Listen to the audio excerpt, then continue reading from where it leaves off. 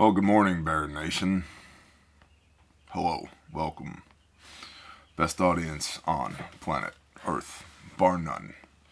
Today is the 21st of April, and we're going to do the brief. If you're new here, subscribe, ring the little bell icon, leave a comment down below and say hello. If you're not new here, you know what to do. Share the show with somebody that you love. Leave a comment for the algorithm.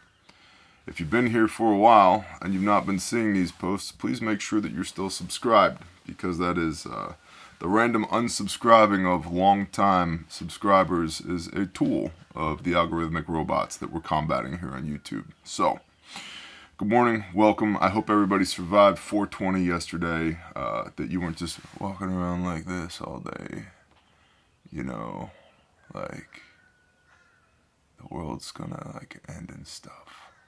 Right, you know. Anyway, it's 4:21 today, April 21st, 2023.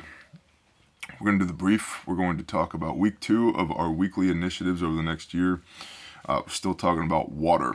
Got a few more tips for preparedness regarding water this week, today, this day of prep, Friday. And then we're going to do national intel that was sent in by you at intel@bearindependent.com is the email address. A monthly survey released by the New York Federal Reserve, our favorite people, the feds. Everybody's worried about Fed boys. Like, what about the actual Fed boys? That there's nothing federal about the Federal Reserve. It's just a name, right? They're not actually part of the government, but they finance everything the government does. Who do you think really runs the world?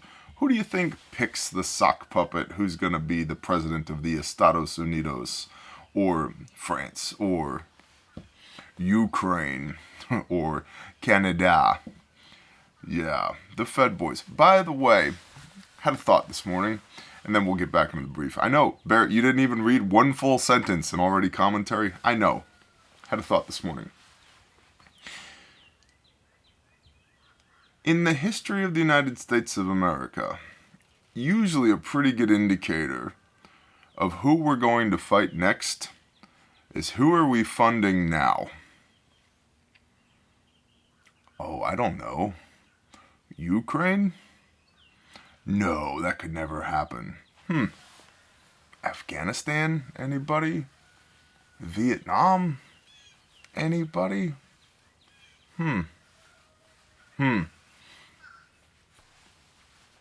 Just saying. All things are possible, but what's probable?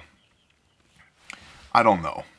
But could Zelensky make peace with Putin? And then after we've had guys with no name tabs on their uniforms, hell, they're not even wearing uniforms, just their cool guy Oakley shades and their beards and, you know, their jeans over there, who've been teaching Ukrainians for a decade, and now, you know, depending on who you ask, anywhere between $100 and $196 billion of taxpayer investment into the war in Ukraine, and HIMARS and artillery and tanks, you know, Abrams and Challenger 2s and drones and intel sharing and Commo and Starlink, all that investment. Nope, the actor, Volodymyr Zelensky, turns tables, flips sides, and he goes over to the Russians. And now Russia is right on the doorstep of NATO, and now the United States has been building up in Germany and Poland and the Baltic regions, and Finland and Sweden have joined NATO, and Turkey's still kind of a jerk, and blah, blah, blah. And here comes World War III. We must stop this guy. This guy that, you know, we, for all intents and purposes, we thought, you know, we thought he was a good guy. We installed him so that he would march to the beat of our drum. Oh, turns out he's a scumbag. Gotta go to war. Existential crisis. Just saying. Little tinfoily, just saying. A monthly survey released by the New York Federal Reserve has revealed growing consumer pessimism. Wow, imagine that. For the coming year, consumers expect gas to go up by 4.6%, Man, if it only goes up by 4.6%, I'd be super happy with that. And food to go up by 5.9%. Again, if it only goes up by 6%, I'd be super okay with that. Please, let's avoid hyperinflation. The Weimar Republic, not so cool. Wheelbarrows full of cash for a loaf of bread, not so cool. But it's really hard to put your central bank digital currency into a wheelbarrow, right? Oh, Barry, you went there. I did. Moreover, 58.2% of the survey respondents replied that credit was, quote, much or somewhat harder, end quote, to obtain. And more than half of them also anticipate that credit will be more difficult to obtain a year from now. As a reminder, the banking crisis is expected to lead to a credit crunch, one which investing strategist David Roach said will hit small-town America the hardest as clients transfer to the safety of bigger banks. If you've been here for any length of time, you know I am an absolute fan of no debt. No debt. It's simple. It's not easy, but it's simple. And lots of y'all push back against that. And that's fine. You do you. If we ever want to, sit down, share a whiskey by the fire, and compare fruits and quality of life, we can do that at some point. My wife and I slayed our debt for 3 years before we came out of the city and into the country and paid cash for land. And praise the Father, our house and our land is paid for. Our vehicles are paid for. I don't have a dime of debt. Refuge Medical, this company, which, by the way, the brief is brought to you by refugemedical.com, which we'll talk more about later. It's not in debt. And the thing with that is, when you learn to operate your life on a debt cycle, and then that debt cycle goes away, credit crunch, you can't get more credit. You can't get more debt, which, by the way, your debt is a liability to you. This is just economic terms. It's a liability to you, which should be an indicator. The people who own the money consider your debt a liability. They probably know more about money than you do. Smart guy. But to them, your debt on their books is an asset. So, they would like you to be in debt because Proverbs 22 verse 7, I believe it is, the rich rule over the poor and the borrower is a slave to the lender. I'm not interested in being enslaved to this system, thank you very much. Slavery's been outlawed in the United States of America. Or has it? Welcome to the hamster wheel. You just keep running, buddy, and we'll just keep throwing Visa and Amex cards at you. It'll be fine. Oh, here's a mortgage. Here's a financed vehicle. Oh, your kid needs a saxophone for school band. You can finance that too. Debt, debt, debt, debt, debt. Well, if you get used to operating your life on debt and debt goes away, now what do? Because now you've got to pay back that debt with, and some people will argue, well, yeah, I can use dollars now that are worth less than they were when I took that debt out, and that's actually a wise strategy. If you have hundreds of thousands to millions of dollars in liquidity to play that debt game, and you're smart, that might work out for you. But the vast majority of Americans don't. The average American has less than $400 in their bank account. But how much debt do they have? Well, I'm a homeowner. No, the bank is a homeowner. And until you pay that thing off, the bank is listed first on the title. Same thing with your vehicle until you pay that thing off. And by the way, by the time you get it paid off, it's not worth what you paid for it. It's a piece of crap. You've got to sell that or trade it in and then get another one on debt again. Hamster wheel. But until you pay your vehicle off, look at the title. Who's listed first on the title, you or the bank? The bank owns it first. You are a slave to that system. So if you've built a life around access to debt and debt dries up, what happens to that life that you built? It dries up too. That's a problem, I would submit. Back to Mr. David Roach. Roach commented, quote, "The net result is going to be a further tightening of credit policy, of readiness to lend, and a contraction of credit to the economy. particularly the real economy. By the way, how interesting that we have an economy and a real economy. Finance terms, not my terms, their terms. The real economy, things like services, hospitality, construction, and indeed small and medium-sized enterprises. And we've got to remember that those sectors, the kind of small America, small town America, account for 35 to 40% of output. Now, again, if you are in business and you're dependent upon capital infusions, aka debt, I would strongly recommend you do everything you can to get away from that business model now. And a lot of those companies that are dependent upon capital infusion, I think over the next 12 months or so, as we enter into this fall, what is forecasted to be, depending on which talking head you listen to, either a recession or a depression or a full-blown economic collapse and the abandonment of the US dollar as world reserve currency. Businesses that are dependent upon debt are going to go away. They're going to fall by the wayside. What does that mean for businesses that aren't in debt and have liquidity, have money in the bank, or own their inventory, or own their land and their infrastructure, or all three? Kind of like this one right here.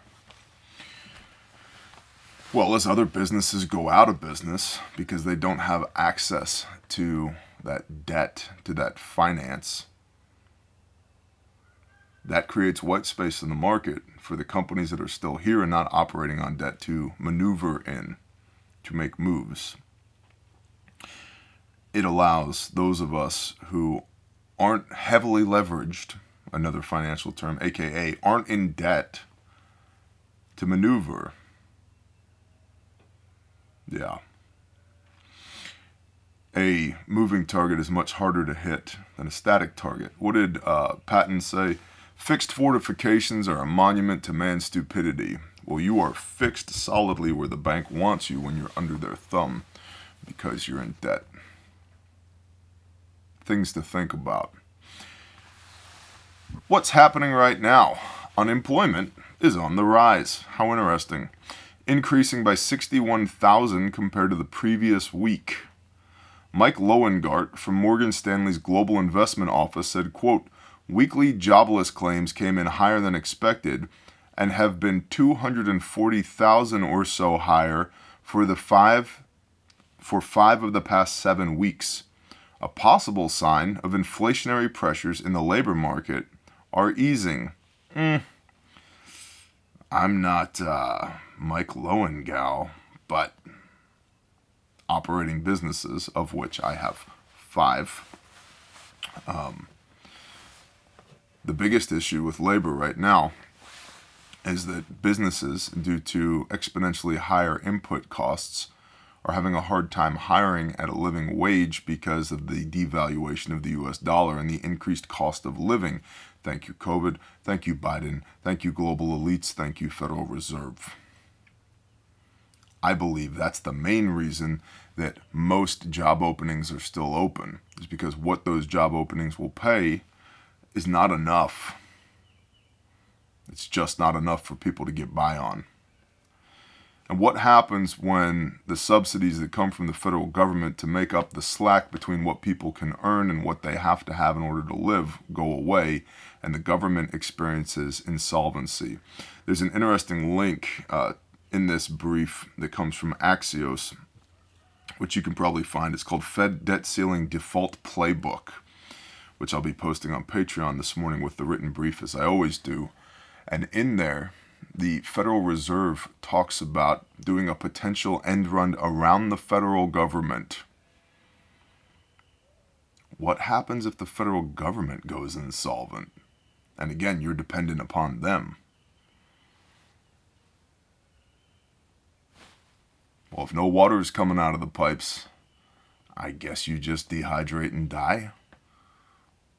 Or do you pivot now while you can? The prudent man foreseeth evil and hideth himself. oh, something bad's coming, I should probably disassociate myself from this bad thing that's coming. Back to Mike Loengart. Weekly jobless claims came in higher than expected and have been 240,000 or so higher for 5 of the past 7 weeks, a possible sign that inflationary pressures in the labor market are easing. Inflation is declining and the economy is cooling, true, but these trends are just the beginning, and the Fed is still poised to raise rates again, end quote. Fed Chairman Jerome Powell told lawmakers last month that job losses are very likely, and tech company Meta, Facebook, Instagram, robot overlords, has just begun its latest round of layoffs, axing tech employees to reach job cuts amounting to a reduction of roughly 21,000 positions. Now, I am no fan of the robot that is Mark Zuckerberg. By the way, interestingly, LifeLog, I believe it was, Andy Frisella, the founder and CEO of First Form and Supplement Superstores, and also has a wildly popular podcast called Real AF. If you're one of those people that doesn't like 4-letter words, that show's not for you. But Andy has been talking about for weeks now the interesting coincidence that the CIA had a program called LifeLog that encouraged people to get online and take current pictures of themselves and post about their daily activities. And that ended something like, I forget the exact dates, say April 3rd, 2005. And coincidentally, on April 4th, 2005, hypothetical dates, I don't remember the real dates, but the day after the CIA ended their LifeLog program, Facebook launched. And interestingly, this college kid, with very little financial backing, no real servers, no real investment in technology, somehow grew a platform that was identical to the CIA's LifeLog. The day after they shut their program down, and somehow, with hundreds of millions of people logging in and signing up, his servers never crashed, even though he's just a poor college kid. How interesting. And then you look at the Restrict Act and a lot of this other Section 230 publisher versus platform argument that's going on. Why isn't the government interested in regulating Facebook? They're interested in regulating TikTok. They're interested in regulating these other social media, air quote, platforms. But they're not interested in regulating Meta. Why?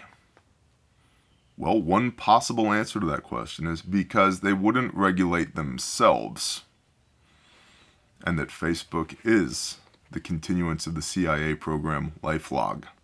Do some digging on that one. It's super interesting. Super interesting. So, Meta, aka Robot Overlords, aka former CIA program LifeLog, is expected to lay off 21,000 people. Or in fact, they just did in their latest round of layoffs. I believe Justin Timberlake has a word on this. It's something like Crimea River, something to that effect. Meanwhile, the commercial real estate market might be headed for a financial crisis reminiscent of the 2008 crash. Yay! Or worse. Values for retail and office spaces may dive by as far as 40% because of higher interest rates. Access to capital. Over half of commercial mortgages will need to be renegotiated in the next 2 years. Once again, the current issues in the banking industry are complicating the situation. Small and regional banks are in charge of about 80% of the outstanding debt for the commercial real estate market.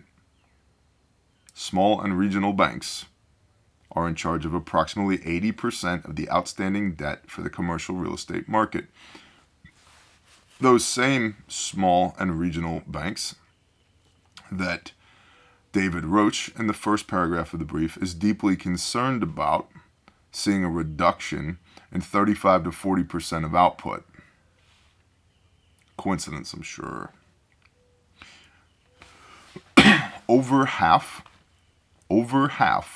of commercial mortgages will need to be renegotiated in the next 2 years. What if they are not successfully renegotiated? We've seen what happens when the banks own real estate. They're not interested in owning real estate. Again, 2008 market crash. Remember that? It was pretty bad.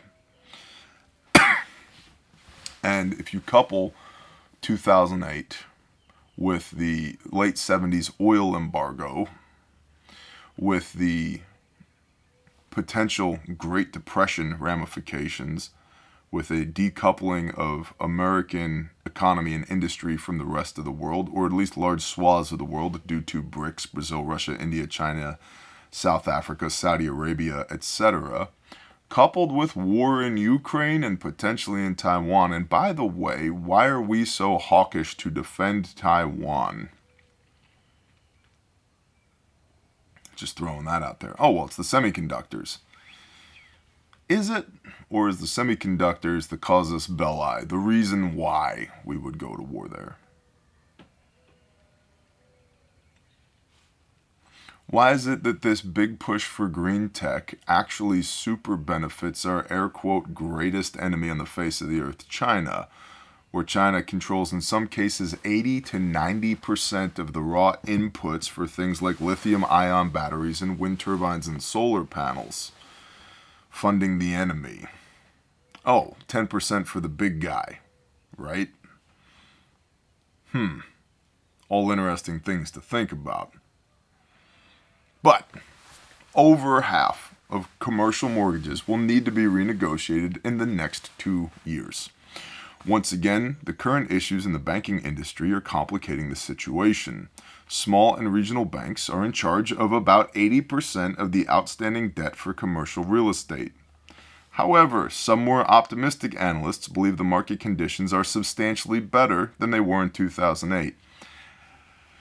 I'm not a financial professional, but there is about 6 inches of gray matter in between my ears, and I would disagree with that statement. So, the impacts of a potential commercial real estate crisis may not be as severe as some fear. Maybe. I think we're dealing with more than one issue. We're getting to an issue of stacking tolerances here. There's too many potential things that could go wrong over the next 5 days to 12 months for there to be systemic long-term longevity of the United States as we understand it now. I also want to be clear, as I've said before, I still believe the United States of America is the best looking horse in the glue factory.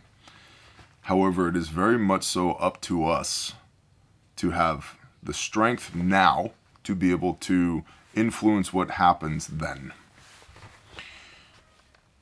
I got a really good question that I answered on Patreon recently about, essentially the question was, should preppers lay low or should we be more involved in governance? And the answer to that question is yes. Both. And at what levels of governance? Well, it's my understanding based upon real world experience that you're most likely to have the most impact closest to home.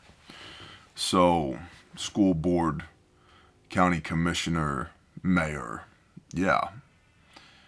You have more control at that level of your immediate 9-mile circle, of your immediate area, the area that you operate in, than say if you were governor or if you were a state representative or a national representative, part of Congress, or President of the United States of America. I firmly believe that at a certain level in politics, as you rise up the hierarchy of politicians, you're either co-opted or bought and paid for. And I think we can just take one look at the politicians that we have today, and it's easy to make the argument that these people do not serve the best interests of the people that they air quote represent in this representative republic. We, by the way, are not a democracy. We were never intended to be a democracy, because in a democracy, 51% of people get to tell 49% of people what to do. We are a representative republic, and what that means is in a representative republic, ideally, that 99% of the people don't get to infringe upon the rights of 1% of the people. We don't have that anymore. And that's because the system has been bought and paid for. By who? By whom would you say, Bear? The global elites. Who are they? The Federal Reserve that finances the American government. Interesting. And when that all falls apart, you don't want to fall apart with it. And again, I think it's entirely possible and hopefully likely that America, whatever it looks like after this collapse, and hopefully we can weather the storm, rises from the ashes and we have something new, America 2.0. And I would like to be as strong and influential and impactful now as I can be, so that I have some say in what 2.0 or 3.0 or 4.0, however you want to define it, whatever the next phase of this experiment in freedom looks like, I'd like to have some say in it. And I'm not going to have that say as a slave to the system. And many people will say, well, we got to save this country. I'm all ears for a good plan. I haven't heard one yet. And if the plan is to vote in more assholes, probably not going to work. And if the plan is to vote in good people that are going to get in there and shake things up, the system is too powerful to onesie-twosie, individually, put a good person here and a good person here and hope that they get stuff done. There's about 635 people total that govern this country at the highest levels. That's not a terribly large group of people, meaning it's easy to co-opt and influence, especially when you control the money. But it's a significantly large enough group that putting 10 good people into 635 isn't enough to make a difference. So what comes next? I don't know. But I think things are going to get far worse before they get better. While also simultaneously wanting the United States of America to do well, because I have children and I would like them to not have to endure unnecessary hardship. Although there is something to be said for enduring hardship, because it literally builds character. And I think too many people have gotten too soft for too long. We've got addicted to these Babylonian rectangles of death and our dopamine hits and mental health and blah, blah, blah, blah, blah. Go cut wood with an axe. Go carry hay bales. Go draw water from the creek. You may need those skills. And in the meanwhile, they build character. And then you'll care less about what some asshole said in the comments on the internet. I need a mental health day because Johnny Pants 315 was mean to me in the comments. Sheep still got to get fed. Firewood still got to get cut. You still need to cook food. That turkey still needs to get butchered. Right? We've lost our way as Americans in many regards. We've gotten way too soft. Our work ethic has suffered. Our morals and our integrity and our ethics have suffered. We've allowed ourselves to be led by a group of assholes that do not have our best interest at heart, while simultaneously trying to put faith in that system that's destroying us in the first place. That's why I believe that we, the American people, need a decoupling from the system. And then if it's going to fail, let it fail. But I don't want to fail with it. And then what comes next, hopefully, we can reestablish some semblance of what the founders intended us to have in the first place. And the precise tactical pathway forward on that, I don't know. But I'm all ears if somebody does. Now, week 2 of our 50-week initiative, water. We talked about 3 gallons per day. We talked about ways to purify your water and boil your water. We talked about water bobs for your tub on Monday and Wednesday of this week. We talked about filling the bottles in your packs and your bug out bags and having pre-staged water with them, that you pound that water before you shoulder your ruck so that you're not drinking the water that's in your rucksack as you're immediately moving, which was a mind-blowing concept for many of you according to the concepts. Today I want to talk to you about some additives to your water, things like electrolytes and like Gatorade powder, preferably the sugar-free Gatorade powder, because otherwise you're just making, a fruit punch. It's just loaded with sugar. And also tri-oral rehydration salts. We sell rehydration salts at refugemedical.com. They're like $1 a package. And you can get however many you want. They also come in many of our larger kits, the Stomp bag, the Adventure kit, etc. But whether you get them from us or anywhere else, rehydration salts. Think about this as a per mouth IV. Because if you drink too much water without getting the uptake of electrolytes like sodium and potassium and magnesium and things of that effect, you're still gonna get lots of muscle cramps and you're gonna be inoperable. It's gonna be bad for you. So electrolytes, rehydration salts, and then also a lot of times people will say, well, I have a hard time drinking that much water. Well, think about those little packets you can add to water, like the Crystal Light packets, tea bags. I carry tea bags in my rucksack. You can take a tea bag, get you a little bit of flavor, a little hit of caffeine, throw it in your bottle, right, and just let it dangle in your bottle while you're road marching or rucking through the woods or whatever. And then when you stop to drink, you can pull the tea bag out, squeeze it out. You got some tea. Because a lot, and especially with kids, people have a hard time getting their kids to drink enough water. So tea bags, drink mixes, things of that nature. Also coffee. I'm a huge proponent of instant coffee for the bug out bag or the rucksack, because in many cases that little bit of caffeine goes a long way towards morale and towards operability.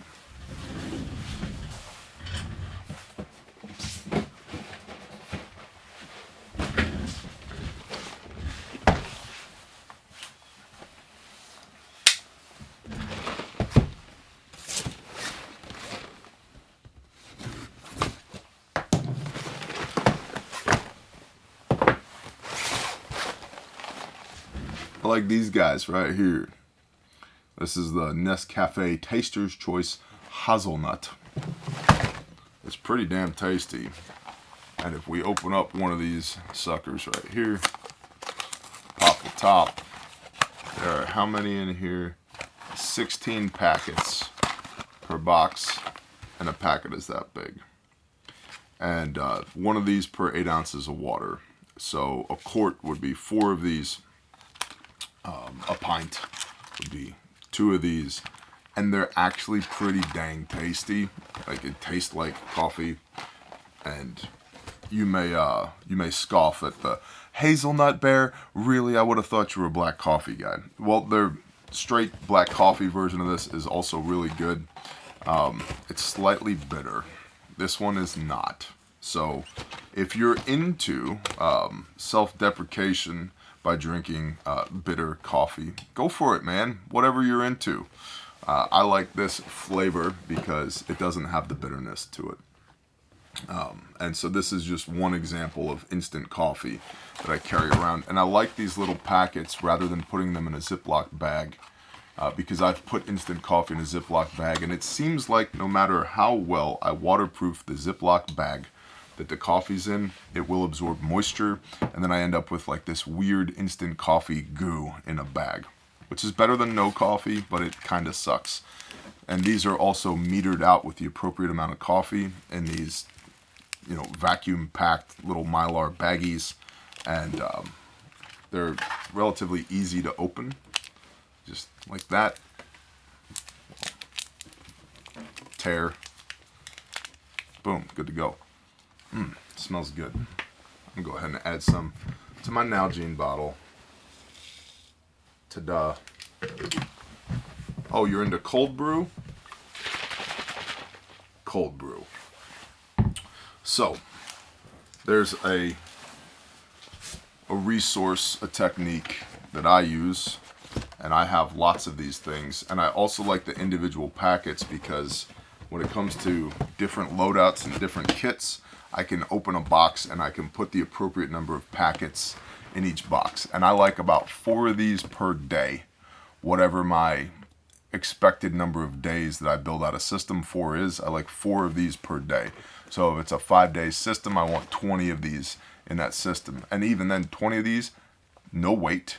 They're 0.1 ounces per package. So very light. So very light. They take up like no space. So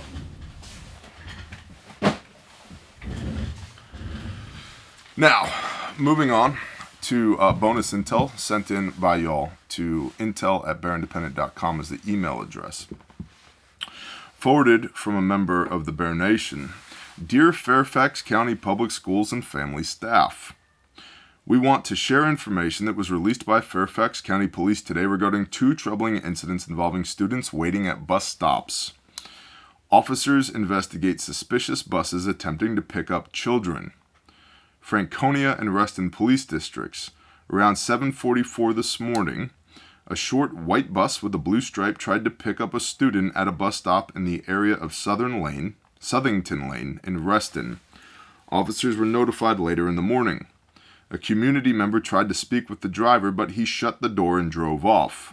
The driver is described as a white male with facial hair. Oh, what's up, pedo? Let me introduce you to my friend, 147mm jacketed hollow point. Y'all are going to get along great. A second incident occurred around 7:55 this morning involving a different bus. Officers were notified later in the day. Officers determined an unmarked yellow school bus with black stripes tried to pick up elementary school students at a bus stop in the area of Chenoweth Street and Telegraph Road in Lorton. When the driver was confronted by a community member, he drove away. The driver is described as a male of unknown race with long curly brown hair wearing a dark hat, a surgical mask, and dark clothing. Take your pick, pedo. Which one you want? You want 5.56? You want 9mm? You want 7.62? How do you want to go? How do you want to go? We can talk about your repentance on the way to the rock pile. There are certain types of evil in this world that the only cure for is massive violence. But Bear, you're supposed to love your neighbor as yourself. Who is my neighbor? John 15, if you love me, keep my commands as I have kept my Father's commands. There's nothing in the word that says, go hurt children. In fact, Messiah in Matthew chapter 18 says, if you hurt one of these little ones, it would be better that I tied a millstone around your neck and pushed you into the sea. So Jesus, Yeshua, Messiah himself said, oh, you want to hurt kids? I will drown your ass. What would Jesus do? Kill pedophiles. Next. My hubs works in the field for Verizon. All overtime was cut beginning in April until further notice. Very odd for line workers, let alone all Verizon workers are in our area this time of year. Yes, they've done this in the last quarter in years past, but never this early in the year. We have so much line and rehab work in our area from floods last year, so it comes at a terrible time from a customer standpoint. Rural areas like us still heavily depend on wireline or copper cable rather than optical cable, fiber optic, which interestingly ties into our next, I don't have enough data to go on here, but something sounds a little bit off with this comment. On April 10th, 23, some gentlemen from MetEd, the electric company, were surveying a power pole on my property near Reading, Pennsylvania. I asked them if the pole was going to be replaced. They said no. They are surveying to install underground fiber optic electric lines. Those things don't exist.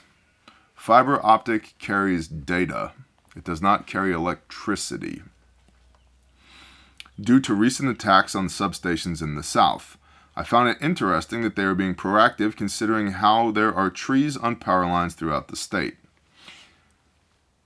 Fiber optic is an optical cable that uses flashes of light that is milliseconds long or fraction of a millisecond long, and uses a multiplexer on either end to decode the flash of lights from one end to the other that transfers data using optical light rather than electrical impulses down copper wires.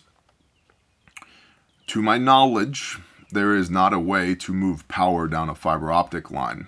And now I could be wrong, my father is named on several patents regarding fiber optic cable and fiber optic splicing. And some of my earliest memories were sitting on my dad's lap on a John Deere 850 dozer with an 11-foot Tico vibratory plow with a reel carrier full of fiber optic on the front, plowing in fiber optic line. And my old man had contracts in 11 states for the Bell System and later Verizon, installing telecommunications and power construction infrastructure. So in other words, copper wire and fiber is something that I've grown up with, as well as power distribution and transmission. And I have never heard of electricity being conveyed with fiber optic, electrical systems, like electrical distribution and transmission systems, will use fiber optic for what's called the SCADA system, systems, controls, and data acquisition, aka smart grid stuff, so that the different components of the electrical grid can talk to one another. And it's very common that fiber will be used for those systems because you can carry multiple different channels or signals on one single fiber. And fiber doesn't have the latency, it doesn't have the time of transmission that copper cable has. So if they were installing a fiber line for the substation, my guess is it's part of that SCADA system. It's part of the commo that's necessary to run the substation, not for the transmission of power.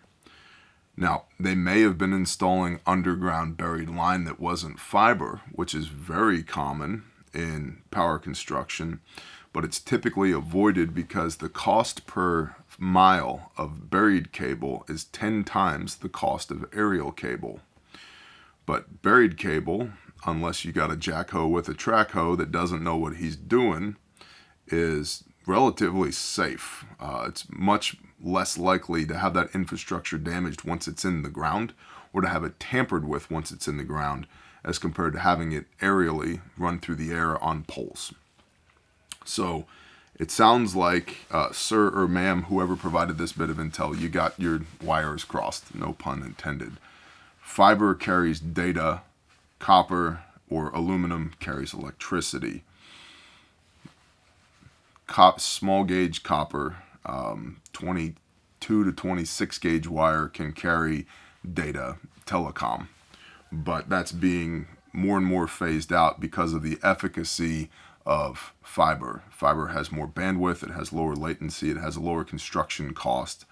Oftentimes you don't need to trench it in, it's just you use a horizontal directional drill to drill through the ground and then pull a HDPE conduit in, and then once the conduit, big reel of usually orange pipe if you will, conduit, and then once the conduit's in, then you blow you run a pig through there with an air compressor, and tied to the pig you have a piece of mule tape, think flat rope, and then you tie the cable to the end of the flat rope and you pull the cable through. It's relatively easy to install nowadays, as compared to digging a trench or setting a pole every 200 to 300 feet. So, but that is interesting. Thank you for the intel. Lastly, I live in Broward County, Florida. Recently we had a once-in-a-millennia record rainfall of 25 inches in less than 7 hours. Most of the county's most densely populated areas had severe flood damage. Another reason why population density matters. Fort Lauderdale Airport is now down to one usable runway, which will impact some of the supply chain. I was told by an employer yesterday that there will be a fuel shortage due to the flooding. True. and it was highly recommended that we top off our tanks. True. Also, by the way, from what I've seen doing disaster relief work, flooding can be hell on your fuel infrastructure because those tanks are buried underground, and oftentimes you'll get water intrusion into the tanks. So make sure that the gasoline or diesel that you're getting doesn't have water in it, because if it does, your vehicles are now inoperable. Where is FEMA in all of this? Great question. They are not coming. True. They deemed that there wasn't enough damage to warrant their help. By the way, the minimum threshold for FEMA to even consider involvement in a natural disaster minimum is $100 million in commercial damage. In commercial damage. Let me repeat that again. In commercial damage. Residential damage, they're less interested in when they ascertain the effects of a storm or a disaster scenario. Yeah. And by the way, having just wrapped up with Grindstone Ministries in Rolling Fork, Mississippi, the FEMA presence was 4 people with clipboards trying to sign people up for government assistance. Yeah. Where is FEMA in all of this? They are not coming. They deemed that there wasn't enough damage to warrant their help. Yet there are now many people without a functioning vehicle, a home, or power, etc. Yup. Hopefully the Bear Nation can learn a lesson from all of this. The government doesn't care about you, so always be prepared. 100% true. FEMA doesn't care about you. Not even a little bit. Ask me how I know. I've been doing disaster relief since Hurricane Katrina, 18 years. Also, coincidentally, I've been preparing because the government sucks since Hurricane Katrina for 18 years. Coincidence, I'm sure.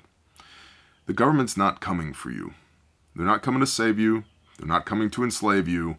They're not coming. They are incapable of coming. And even in large-scale storms where the National Guard gets deployed, it is a logistical shit show. So having seen on many occasions the National Guard and the state police and the county commissioners and county DOT and state DOT and state representatives and federal representatives and the governor and the president flying in to tour the damage, having seen all of those resources deployed, it's still a logistical shit show. And these are the people that are going to come enforce martial law and take our guns? Not if you don't let them. If you don't line up at the federal gun buyback program so you can get your $50 Walmart gift card or whatever, best of luck. They can't fight their way out of a wet paper bag.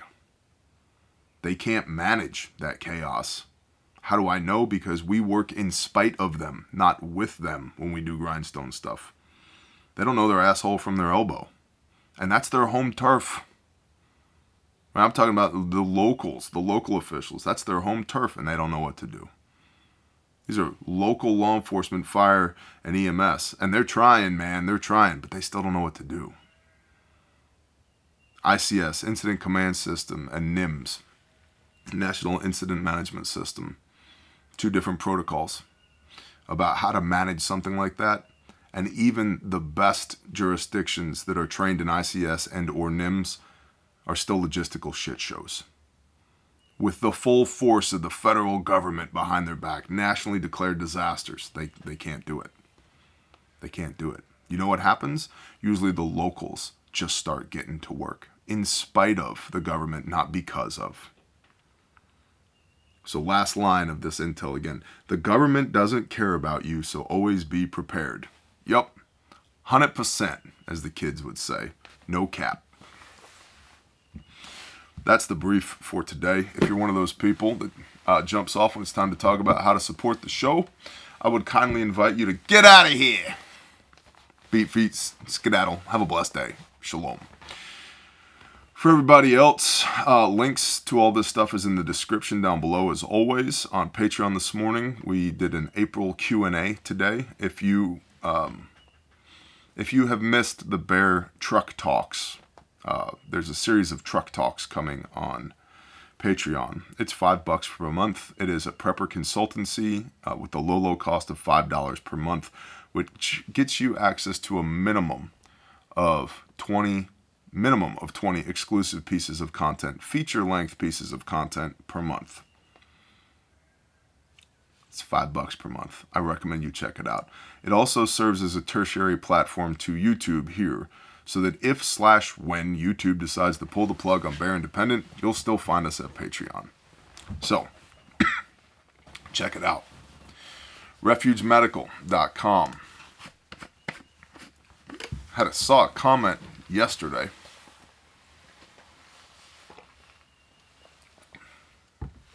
Somebody ordered a Bear Fac, I believe it was, from Refuge Medical.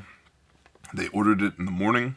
They got their shipping notification in the afternoon, and it arrived the next day. When I say I have it in stock, I mean it's under my roof. I own it. I've already paid for it. It's mine. I don't sell you things that I don't have. Okay? So Bear Facs, the Bear First Aid Kit, is in stock. Potassium iodide warheads and foreheads, in stock. Bleeding prevention kits, $60 in stock. And there's a significant amount of stuff in a bleeding prevention kit.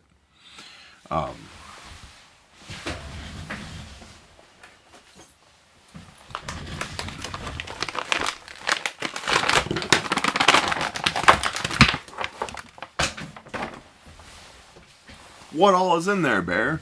A genuine North American Rescue cat tourniquet. A 6-inch emergency trauma bandage. A set of shears, 2 packages of wound packing gauze, a Mylar blanket in case your burrito gets cold or you're trying to prevent hypothermia due to massive blood loss, one or the other. 2 sets of gloves, because if it's wet and not yours, don't touch it. And a Sharpie, so you can draw phalluses on the side of the face of your casualty as they're bleeding out. No, it's so that you can mark the time on your tourniquet and put a T on their forehead if you cover them with a Mylar blanket. And if you're forward thinking, you can put a T plus the time on their forehead of when the tourniquet was applied. $60 out the door, dude. $59.99. Bleeding control kits, bleeding prevention kits, available at refugemedical.com. ARCs, advanced rip-away kits, have a few of these left in stock. This is the ARC. It looks like this. It comes in all your tactical cool guy colors. It comes with a set of straps so you can mount this to your headrest in your vehicle. It makes a great vehicle kit. And again, advanced rip-away kit. Pop this and then rip this off. And now you're holding in your hand a purpose-built trauma medicine kit that has everything you need to work 1 to 2 casualties. Got a Committee on TCCC recommended soft T windlass tourniquet on the bottom. You can get these with cats or soft Ts. Pop this open, and all your stuff is retained and organized, yet also accessible. Chest seals, wound packing gauze, quick clot, nasal pharyngeal airway, gloves, pressure bandage, Sharpie, etc. All good to go. And what's cool about this is you can mount it in your vehicle. You probably should mount one in your vehicle. But this right here, you can also mount this to your war belt, to your plate carrier, to your chest rig. You can get the dangler attachment for your chest rig and run an arc on your chest rig like that, right there. There are many like it, but this one is mine. That is the Saws chest rig, available from Sojourn Gear, SEWJOURN gear.com. Right? It freaking works. I bet my life on this one. So, ARCs, still have a few of those left in stock. Get them while you can. It's Friday, it's payday, it's day of prep. The store will close at sundown today and reopen at sundown tomorrow. So, get in where you fit in. Another small, compact, tactical style kit. This is the SOB, or the small of the back kit. Designed for your war belt, your plate carrier, whatever.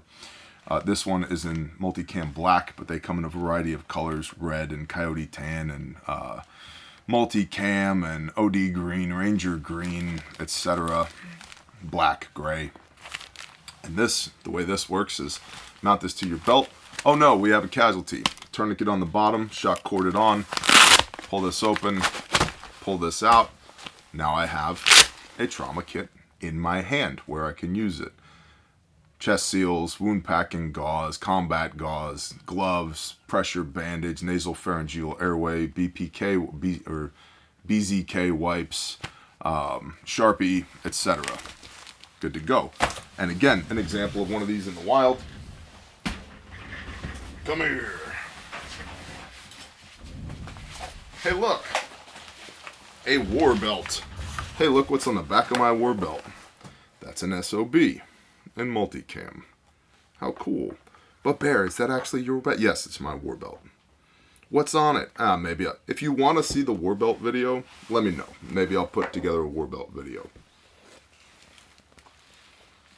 But it looks like that. And it works. And I bet my life on it. Because it's a real first aid kit. It's not a pretend made in China price point bullshit first aid kit. It's a real one. And as always, all of our stuff is made in America. Guaranteed forever. If you break it, I'll replace it at no cost to you. If you use the contents of a kit to save somebody's life, I will replace them at no cost to you. And oh, by the way, we've only saved, that we know of, 72 lives to date with Refuge medical equipment. Praise the Father. That's badass. So, refugemedical.com, in stock, shipping fast, always HSA and FSA eligible. Refuge training. If you don't know how to use your kit, please come to class. We will teach you the fine art of how to not die. But I'm a civilian grandma. Okay, cool. I'm a school bus driver. As long as you're not one of those pedo asshole school bus drivers, cool. I'm a forklift operator. I own a construction company. I'm not a tactical cool guy. Cool. I am a tactical cool guy. Awesome. We've had 6 Green Berets tell us that our civilian tactical medicine class is the best they've ever seen. In the words of one, you might have heard of him, Carl from Tactical Rifleman, I can't believe that you're training civilians to this level. This is incredible. Cool. That's what we do. So we train everybody from civilians, moms and dads and brothers and sisters and grandmas and grandpas, and children. We even have a micro responder course for children, all the way up to special operations. Yep. I don't know everything there is to know about tactical medicine, but we know a thing or two. We've trained more than 3,000 people in the last couple of years. So, Refuge Training. Go to refugetraining.com, find the class that's nearest to you, and go ahead and book the date. There are a few slots left in Boise, Idaho, and that is the farthest north and west that we are going for a hot minute. So get to Boise if you're in the northwest. Lastly, but certainly not least, grindstoneministries.com. We have officially wrapped up in Rolling Fork, Mississippi. Tornado deployment there. Rolling Fork, I'm happy to announce, has moved from the relief effort to the recovery effort. Relief is handling the immediate problems of displaced people and food, water, shelter, medical calls, getting the debris plan in place and beginning to remove the debris so that rebuilding can occur. And recovery is the rebuilding process. And we had a team of people down in Rolling Fork earlier in the week, finishing up the last of our commitments there in Mississippi, packing up our toys and heading home. So that's been handled. Additionally, we had 2 different groups of people out doing recon in Shawnee, Oklahoma yesterday. And the level of damage in Shawnee does not rise to the level required for a full-blown grindstone deployment. I'm sure for the people of Shawnee, they're probably pretty stressed right now, but as far as tornadoes go, it was not a bad one. So praise the Father, it was not a bad one. Now, if you'd like to be involved the next time Grindstone deploys, go to grindstoneministries.com, sign up for the email blast, and the next time we go, that's how you'll know, email blast. Additionally, you can click the donate button if you'd like to support our disaster relief efforts, or if you'd like to help us build Caleb House, because Grindstone is building Caleb House. Caleb House is our juvenile human trafficking survivor restoration facility, which is a bunch of $50 words that means it's a safe place for kids who have been serially raped by assholes to go so we can put them back together again. So if you're passionate about anti-human trafficking like we are, we have 24 kids aged 1 to 19 in our care currently, and it costs us approximately $30,000 a month to take care of the kiddos we already have, while also simultaneously raising $1.5 million to build our restoration facility. So, that's Caleb House in a nutshell, and if you'd like to support Caleb House, you can donate at grindstoneministries.com, or you can click the links in the description. You can get the Grindstone Caleb House hoodies, long sleeves, and t-shirts to help support the construction efforts. You can buy our brother Saw's Facts Not Feelings shirt from Sanctified Supply Co., a portion of the proceeds of which go to support Caleb House, or our brother Rex, Taborosaurus Rex, his t-shirt, which is in the link down below as well, a portion of the proceeds of which go to help support the construction of Caleb House. And with that, it's day of prep. This has been a long brief, not a brief. I appreciate y'all. Thank you for being here. Again, if you're new, please subscribe. If you've been unsubscribed, please resubscribe. And if you've been here for a hot minute, please share the show with somebody you love. I appreciate y'all. Have a blessed day. Shalom.